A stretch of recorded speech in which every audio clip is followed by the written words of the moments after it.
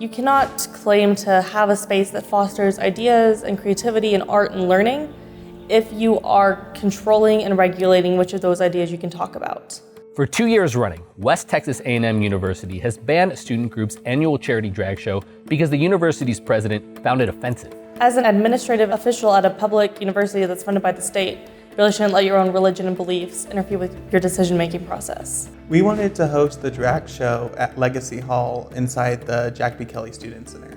I was sent an email asking to meet up from the Vice President of Student Affairs, in which he told us that Dr. Wendler is going to be canceling our show because of some of his personal beliefs.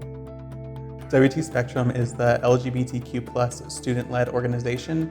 We're a pretty small group, we're very close-knit. I think a group like Spectrum is important on a college campus to show there are LGBTQ plus people out and about. I think it's a really good community to be a part of.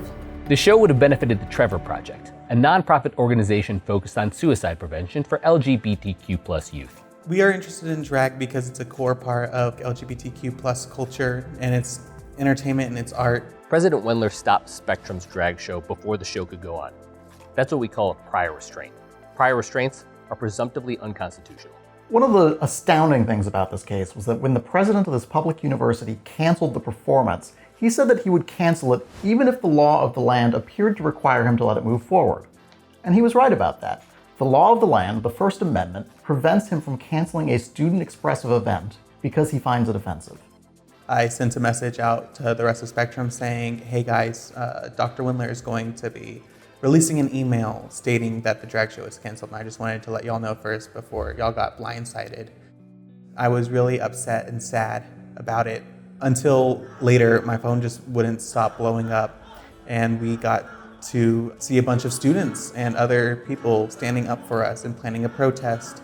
And then I went from feeling like awful about this whole thing to feeling kind of like we're gonna protest about this because it isn't right. I remember just being depressed and sitting at work and hearing about the email was like, oh, things are gonna get so much worse for us. People already hate us on campus and now they're drawing attention to us. But then as people started to come together, as Buffs for Drag formed, and as the art students in the theater department came together, everyone was in the fine arts complex just making posters, getting ready to go march around the fountain the next day. I remember being like, oh, we can do something.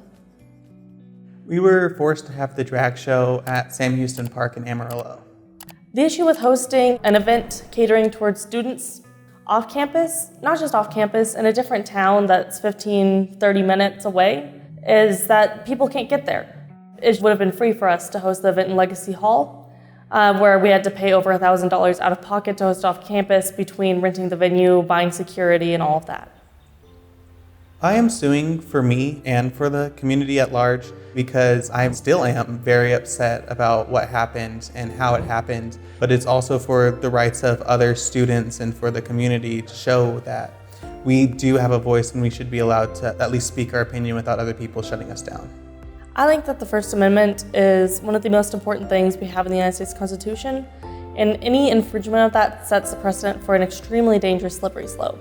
And Wendler has very obviously violated that by canceling something based on his own personal beliefs as a government official. And I think that whenever the opportunity to defend what is right comes up, I think it's important to take that. Standing up for my rights has affected me in a positive light. I feel more confident about things. Personally, for me, I am less willing to let people walk over me. The community in Amarillo, they have been thanking me a lot for standing up for LGBTQ rights in the area and taking part in the lawsuit.